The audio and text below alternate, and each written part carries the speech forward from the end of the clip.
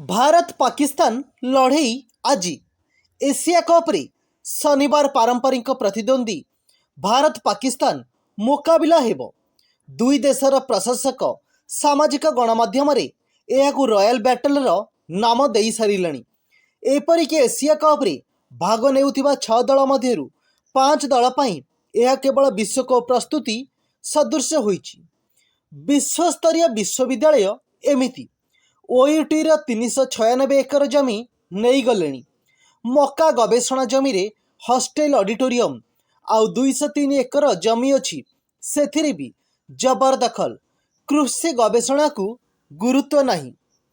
तालचेर विधायक ऑफिस रे बोमा पुलिस छानबीन विरोधी दलर हाथ थाई पारे। कुआड़े गला मुख्यमंत्री को 60 मंत्री को दायित्व देइथिले नवीन पालन कले पांड्यान।